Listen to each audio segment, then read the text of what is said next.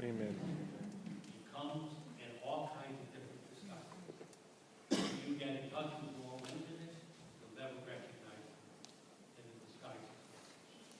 Let's go.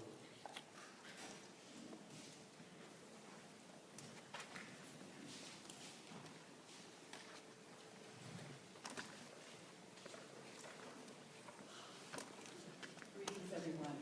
Great to be here. Great to see all of you. Last month, we spent our time exploring and, you might even say, excavating our images of God and how our experiences of forgiving and being forgiven were formed through our families. You might remember that worksheet where we circled words that described our relationships with our parents and used that same set of words to describe how we saw God and noted whether that had changed. So Therese and Carol and John and I had originally thought that after identifying those early experiences of forgiveness, that we begin to talk about reconciliation and what that is and how to move into it. But as we got talking, we realized that we were moving way too fast. I mean, I think all of you know that all of these Disciples' Way gatherings are just like toe dippings into practice and experience. I mean, we need a lot more time than 12 sessions to fully explore all this. So we figured we needed to spend at least another session tonight on suffering, on our wounds and hurts, small and large, and our response to them. Hurtful things that have happened to us or been done to us, or that we've done, often remain unresolved. Or never mind unresolved, maybe they're unknown or misunderstood. And these wounds often drive our thinking and our behavior, and they keep us angry. They make us unable to empathize and leave us isolated. So understanding our wounds is crucial if we're really to become ministers to each other. And really, isn't that a big part of why we're here? To become better ministers to each other and to those around us. And begin to see the other as oneself. Understanding our wounds is crucial if, with God's help, we're going to transform our hurts into something life-giving. And so that's what we're going to explore tonight. I want to start us off this evening with some reflections from Father Richard Rohr on transformative suffering. These are in your packet to read later, but I thought this would be a good start. Don't get rid of the pain until you've learned its lessons. The genius of Jesus' ministry is that he reveals that God uses tragedy, suffering, pain, betrayal, and death itself, not to wound you, but in fact to bring you to God. So there are no dead ends. Everything can be transmuted and everything can be used. And then the last quote. In general, you can lead people on the spiritual journey as far as you yourself have gone. You can't talk about it or model the path beyond that. That's why the best thing you can keep doing for people is to stay on the journey yourself. Transformed people transform people. And when you can be healed yourself and not just talk about healing, you are, as Henry Nouwen so well said, a wounded healer, which is the only kind of healer. So without further ado, we'll have the lectio. Therese?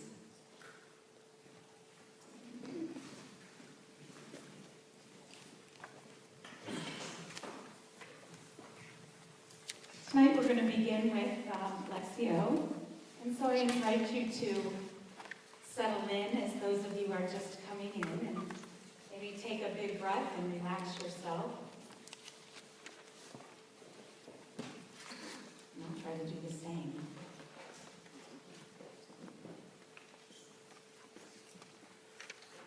Our story tonight is The Woman with the Hemorrhage. And as I read it the first time, I invite you to listen for any word or phrase that strikes you through the reading? There was a woman afflicted with hemorrhages for 12 years. She had suffered greatly at the hands of many doctors and had spent all that she had. Yet she was not helped, but only grew worse. She had heard about Jesus and came up behind him in the crowd and touched his cloak.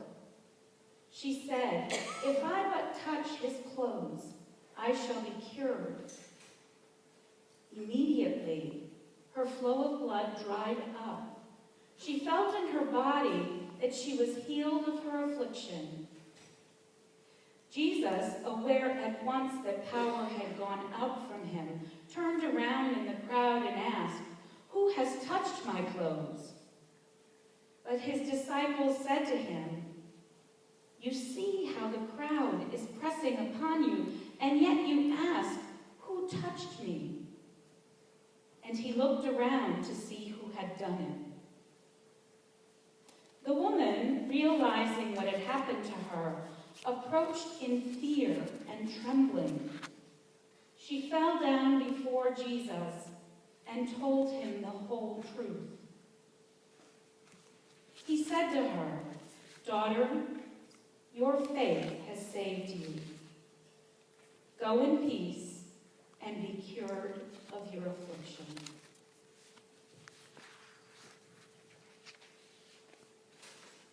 We'll have a moment of silence again after the reading, and I'll invite anyone that wishes to speak out and to address this reading as to how it talks to them,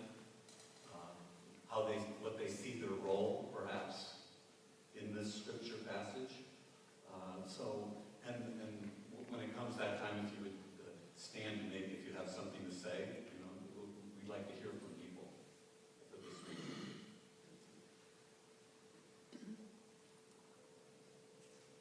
There was a woman afflicted with hemorrhages for 12 years. She had suffered greatly at the hands of many doctors and had spent all that she had. Yet she was not helped, but only grew worse. She had heard about Jesus and came up behind him in the crowd and touched his cloak. She said, "If I but touch his clothes, I shall be cured." Immediately, her flow of blood dried up. She felt in her body that she was healed of her affliction. Jesus, aware at once that power had gone out from him, turned around in the crowd and asked, "Who has touched my clothes?" But his disciples said to him, "You see how the crowd is pressing upon you, and yet you ask, 'Who touched me?'" And he looked around to see who had done it. The woman, realizing what had happened to her, approached in fear and trembling. She fell down before Jesus and told him the whole truth. He said to her, "Daughter, your faith has saved you. Go in peace and be cured of your affliction."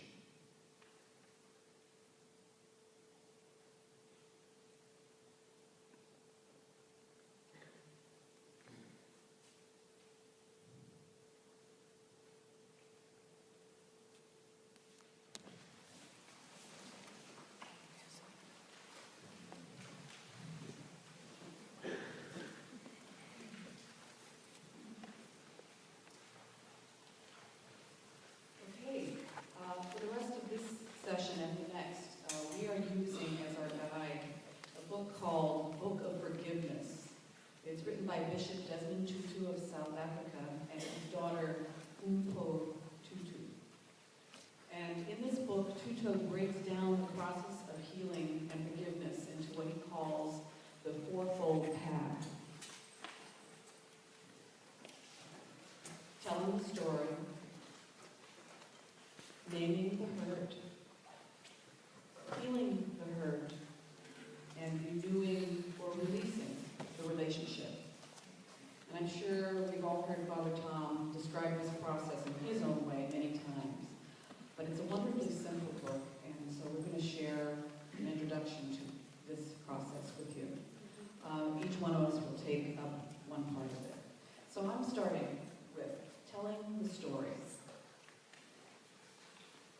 forgive and heal, or to heal and forgive, because it's a constant cycle, it's not a linear process. First, you have to tell your story. Even if you don't quite understand what happened, you still must be willing to try and say what happened and describe it. And it might seem obvious, but you need to know, you need to acknowledge that something has indeed happened to you. You have a story. I say this because many times in one-on-ones, for instance, when we've been talking about our families and our images of God, some people say their image of God is loving and open, their families were kind and forgiving and supportive. In short, they don't have a wound, and sometimes they don't even feel they have a story. And I guess I can understand how some honestly don't feel they have deep hurts or wounds that need healing. Perhaps those words for some of us are dramatic. And we're not looking to get psychological or dramatic. But maybe perhaps we need a different word for wound. But to those who feel they have no story, I want to say, of course you have a story. You were born into some kind of family and raised some kind of a way. Who are you? Do you understand how you become who you become? Do you understand how you are in the world? If you have no wounds or hurts or crosses that you bear, if there is no one you need to forgive or be forgiven by, I might ask, what drew you to these Disciples' Way gatherings? And if you don't know who you are, really, who your true self is, the one formed and forming in and through God, well, that's what the practices we've been learning are for, the Lectio, the Examen, and the silent centering prayer. Fact is, we all have a story, and everyone's story is important. Just as we are each a tiny, minuscule, almost nothing grain of sand in the universe. In God's eyes, we are also precious and unique. Each of the hairs on our heads is numbered. Small story, big story. Each of us, in some way, large or small, is broken within our story. And in order to heal, we must first tell that story, or at least be willing to tell that story. You start with the facts. For instance, I was born Virginia Weir, the oldest of 4 children, to 2 young parents who probably shouldn't have gotten married. Within that statement lies so much of what forms me and where my wounds lie. Who do you tell your story to?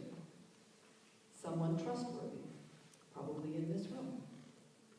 Someone who will listen well. Someone who will not cross-examine you, who can stay in your story a long time without having to compare theirs to yours. Someone who will ask questions to draw your story out further. These are things we're practicing in our one-on-ones. We are learning and practicing how to tell our story and to listen well. Part 2.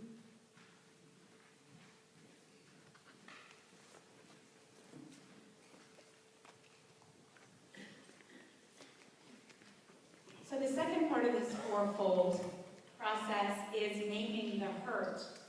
And so it struck me when I was thinking about this that some of our hurts are really obvious. You know, it could be as much as somebody always in my face, you know, in an angry way. That's obvious. It could be that someone stole something from me. That's obvious. But other things aren't as obvious. And I found this for myself when I've been in the process of telling my story a lot recently, and it seems like it changes each time I say it. And each time I tell it, something else occurs to me. And so I think one of the helpful things that comes out in this book is some of the ways to notice, some little triggers to look for, to see, do you have a hurt? And one of those The first one that is mentioned is anxiety, or an uneasiness in your gut when something is happening. Could that be telling you that you're fearful of something? Something that you're not even aware of, that you're fearful of. This sort of resonated with me. When something is being talked about, for no reason does a tear well up behind your eyes. And you can't even place where that is. That happened to me recently, actually, and I thought, oh gosh, why am I getting so emotional over something that I'm not even sure what it is? I'm not even sure where that's at. And so I had to go back and look at my story and find out, is something unresolved? Is there something that hasn't been resolved in my family? I'm still doing that, by the way. Do you have an unusual feeling of tiredness or heaviness about you for an unnamed reason? Now, it could be that you just had one week. We can all relate to that this time of year especially. But if there's not a purpose for that, if you're feeling a particular sadness and you can't figure out what it is, it might be time to go back and look at your story. Let me just give you a little example of that with myself. So the tear that was welling up in my eye was whenever I would talk about my mother. Now, my mom and I haven't been in any fight recently. She lives in Florida. And I miss her, but I don't miss her like any unusual amount that I've ever missed her before. But recently, whenever I talk about my mother, I get really teary-eyed. And so I've been in the process of looking back at my story and looking back recently what's happened with my mom, looking back, over the past 5 years, what's been going on with my dad dying. And the story, like everybody, our stories are big once we start looking at them. And so I'm realizing that I'm feeling a little ignored by my mom. More than a little ignored by my mom. And that's a hurt. I can name that. I'm feeling like I've been a little bit abandoned. But had those tears not started welling up, had I not paid attention to that, so now it's up to me to figure out where to go with that. And Carol will talk about that a little bit. Carol's going to fix me later. So another piece of this that I found really interesting was that he says that trying to deal with our hurts is a lot like dealing with grief. That you go through the same stages, you go through the same grief process, and he says grief is how we either cope with or release whatever pain it is that we're feeling. So the first part of that is denial. I'm going to deny it. I'm just going to pretend that those tears never happened at all. Or I was just feeling a little sentimental at that time. And that sort of protects us for a while, right? Until it's starting to itch at us in a way that we can't ignore. And we might get angry. I can lash out. I can just be really mad at my mom. And that might be justifiable or not, but it's not a fix. I know that. Anger's not going to fix something that we're feeling. I can bargain. I can say, gee, if I'm just a really sweet daughter, I'll do that and then God's going to fix it for me. Or, I've always been a really good daughter. Why isn't God fixing it for me? The bargaining isn't getting me anywhere either. I might fall into a depression. I might let it just overcome me and just be sad about it. I might decide it feels better if I drink. I might decide it feels better if I go shopping. I might decide any of those things, and that too is not solving my hurt. It's not healing my wound.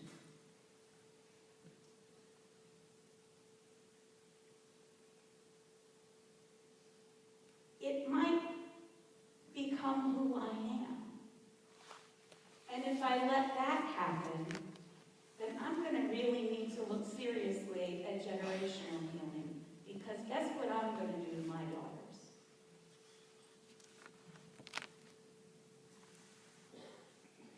Once we begin to accept that a hurt has happened, that last stage, accepting the hurt, naming it, put a name on it.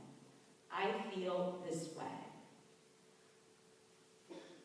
Then I can start to look at how I want to go about dealing with that. How do I want to try to approach my mom? How do I want to reach out and reconcile without taking her down, without taking my family down with me? I need to heal this hurt. And so these processes and being aware of them, naming what it is, really does start with going back to our story. Because that's just one little thing. That's just one thing. I haven't started to look at yet of why I get so defensive about things sometimes. I'm sure that's another piece of my story.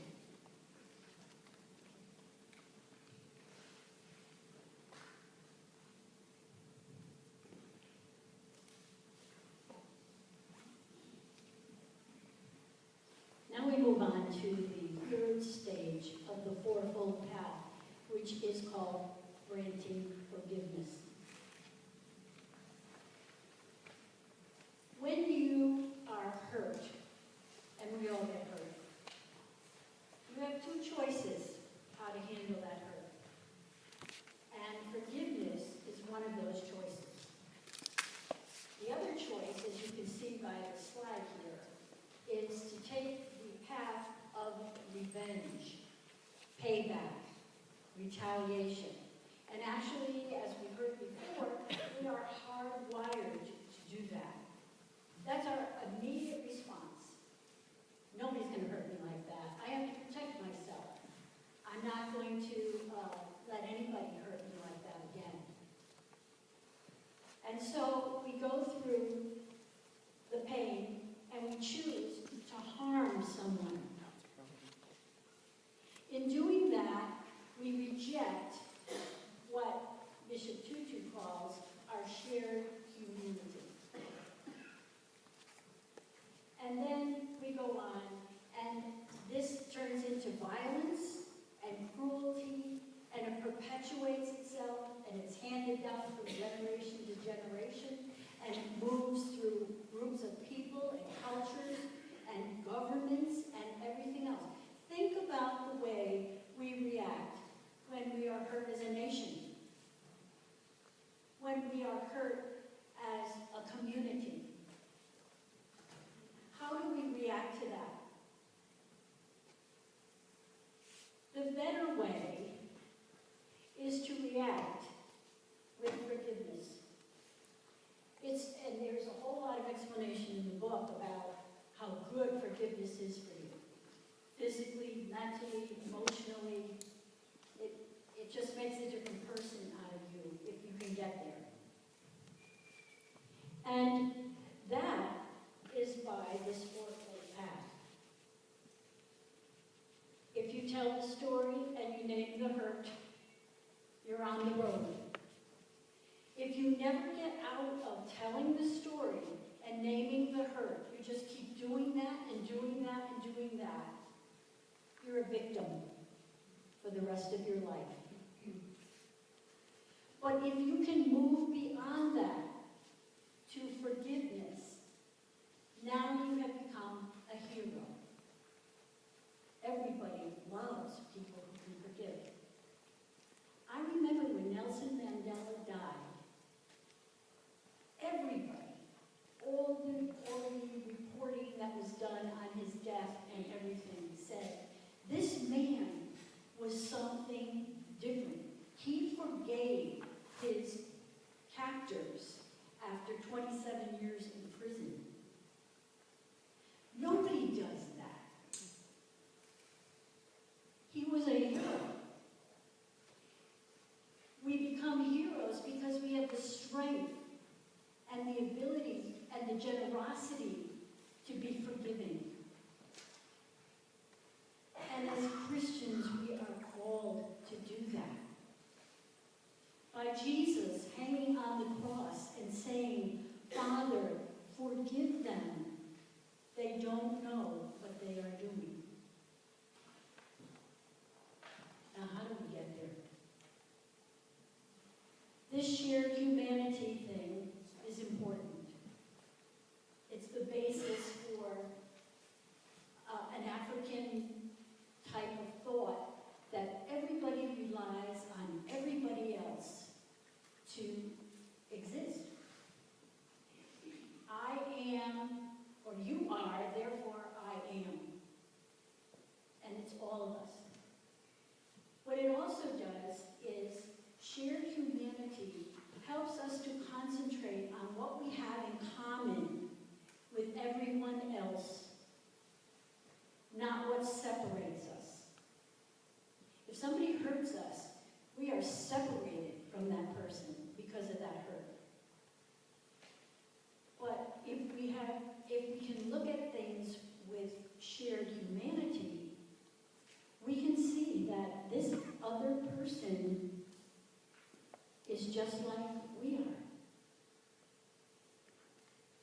Nobody is born evil.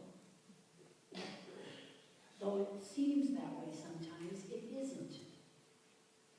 We all become something along the way. But to concentrate on the generosity and the mercy and the compassion that each of us has, and not on the bad behaviors that have hurt us. It's a gift, but it can be done. As we reflect and grow in our journey, we meet other people along the way. And we realize, I think sometimes, that the noblest strength that we have in the human spirit is to see past the inhumanity of someone's behavior and recognize the goodness and whatever goodness there might be there.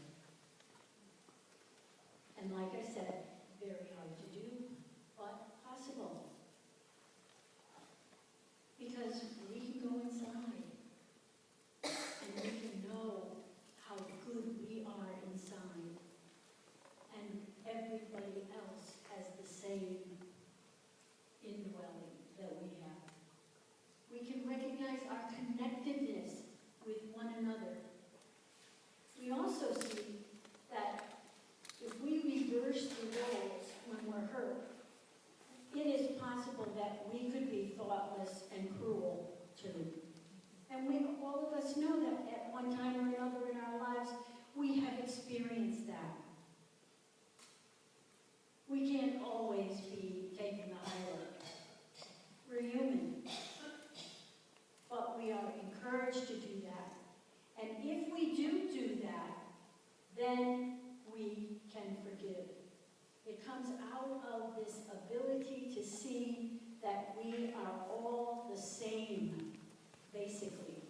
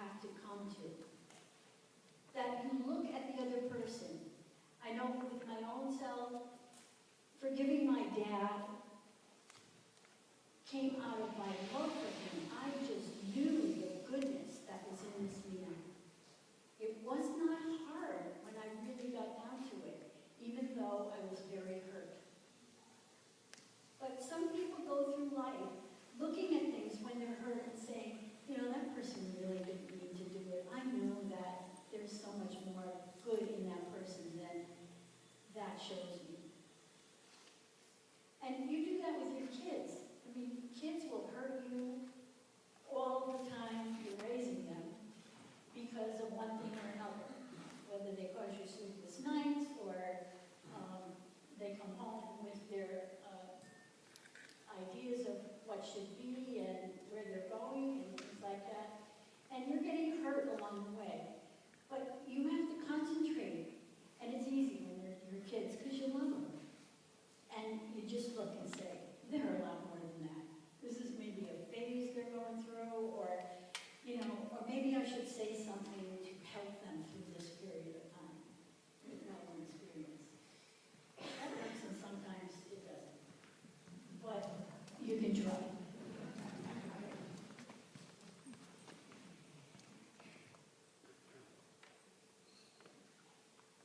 You don't have to confront a person to forgive them. You don't have to go to the person and say, I forgive you. I can't even tell you. Because we've seen pieces of that. But never all together. Thank you. I want to point out that in your handouts, there is a wounded heart that we were going to spend a little time on, but we're not going to tonight. I just want to point it out. It looks like this. It's for you to use as a tool, somewhat like the EKG that we got in the first group session. And there's a few little hints on the bottom of it, so you can chart your wounds and your hurts. Maybe you need to have some place where you can just write it down or think about it. Something to think about, okay? So we were going to spend a little time on that, but we're not. We're going to move right into the one-on-one because I was the one that talked to you about it also. I owned it. I'm sorry. Now we can move on. And actually, as you look at this wounded heart, for our one-on-ones tonight, we'd like to consider your wounds. In the storytelling, there's always a vulnerability. And it, you know, it's sort of like the big elephant in the room. How much do we share with one another? How much are we really listening to the other person? And so I want you to just take a quick look at the heart that is up there and consider it for a moment. If that is a good, you know, sort of springboard for your conversation with another person, I am going to ask you to sit with somebody you do not know. Find somebody that's new to you. And then we're going to give you about 10 minutes, 7 to 10 minutes, to really just share with one another. It should be an equal sharing. Can you listen with a compassionate heart? If somebody is being vulnerable with you, can you respect that? And then be able to tell their story back from that listening. Are you willing to share a piece of you? Are you willing to put yourself out there? Nobody's asking you to be, you know, this lonely heart's out there with your heart on your sleeve. But can you be a little bit vulnerable to share a piece of you with somebody else? So without further ado, if you would find somebody that you are not familiar with, I will gong the gong. And when it's time for the other person to have a chance to share, I will ring it again.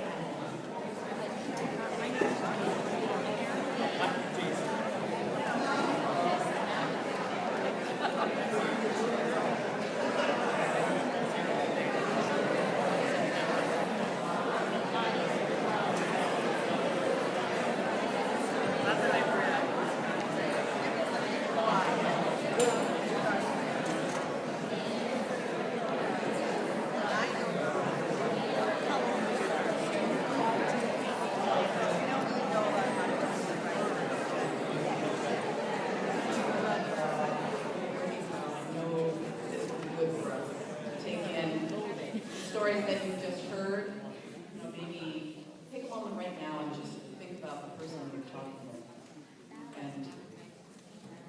call to mind their story? What do you remember about it? Think of it as lectio, maybe. What phrase or image from what they said is sticking with you right now?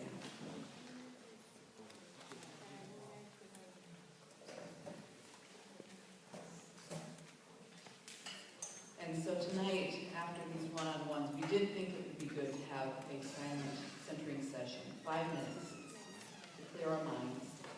We haven't done it in 2 or 3 months, so it seems good. It's one of the most important and most difficult practices for most of us. And when I'm centering, I often think of a room, and I just think I want to clear out the room and make space for God. Shut it all down. And you remember how we went in, Annie guided us through into the centering prayer, and I'm going to follow her lead. Speak you into it, and then I'll speak you back out of it. And please just try and let go of every thought, good or bad, inspired or dull. Let the thoughts pass by. Don't hang on to them. Don't worry about it.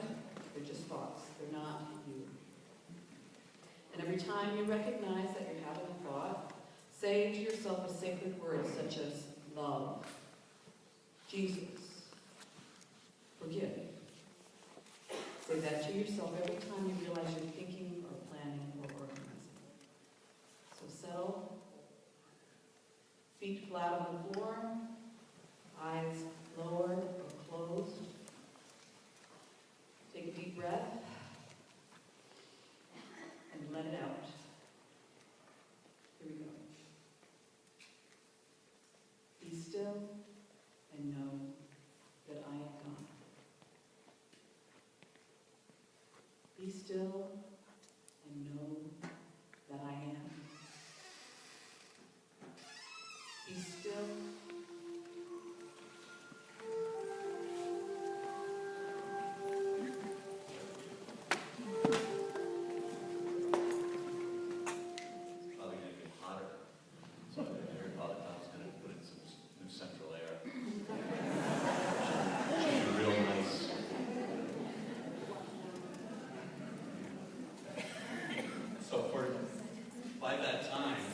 Maybe you'll still be dealing with this gathering, or maybe you're dealing with the previous ones.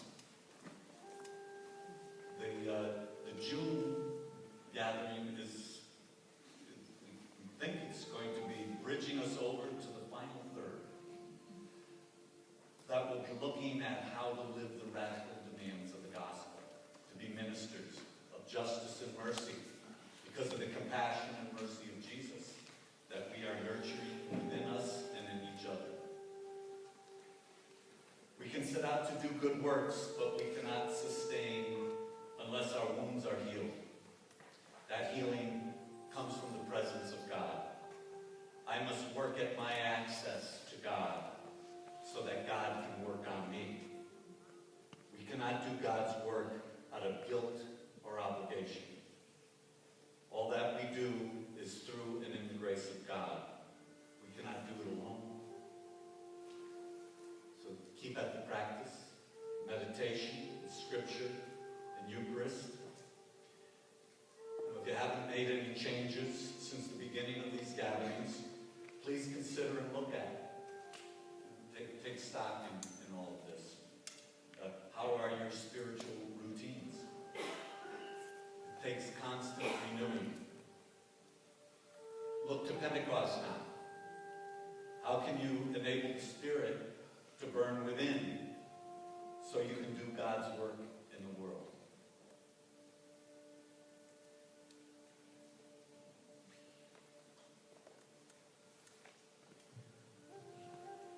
I'd just like to say a word about the book and what it has given forth. Bishop Tutu and his daughter have set up what is called a forgiveness challenge, which you can Google. There's a website for this forgiveness challenge. It's 30 days in length. It started May 5th, but you can enter it at any time and you can take it at your own speed. And it's really to help you to try and forgive someone for some of the hurts that you have experienced. It's a set of, there are videos, very short, like a minute or two.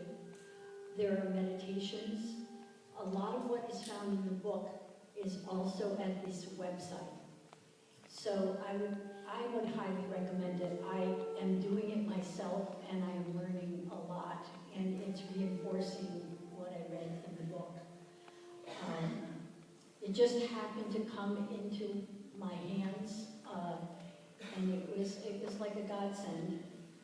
And this challenge was another piece of it. So I would strongly encourage you, just look into it and see. It's called the Forgiveness Challenge. I think if you Google it as that or Desmond Tutu's Forgiveness, it'll come up. Okay, and then you have to log in because it also has journaling attached to it, which you can do as part of the website and save privately, or you can do it on your own and just tell them that you're doing it on your own. But it's really helpful steps to help you along the road to forgiveness. And it's a lot of what you heard tonight, but it's a lot more in depth than that. Okay? Thank you.